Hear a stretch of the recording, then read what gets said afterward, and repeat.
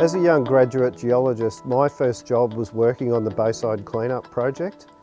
And as the regulatory framework for contaminated land was established during this late 1980s period, some of the first EPA contaminated land auditors were appointed, and several of which I've had the privilege of working with over more than 2 decades. The land within the Bayside development was formerly used for a range of industrial purposes, and it now stands as an excellent example of appropriate land cleanup that's transformed a whole suburb.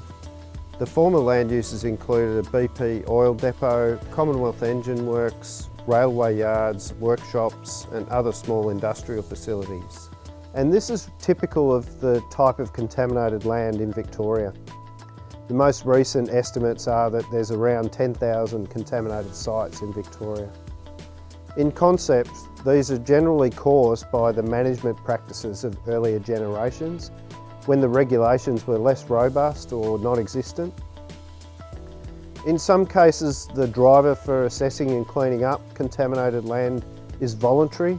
For example, due diligence when somebody's buying an industrial property or a company or a facility.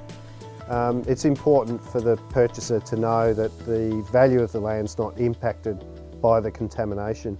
In other cases, the assessment and cleanup is regulatory driven, such as applying for a planning permit when industrial land is reused for residential, or 20% of these cases are from environment protection notices such as cleanup notices or pollution abatement notices.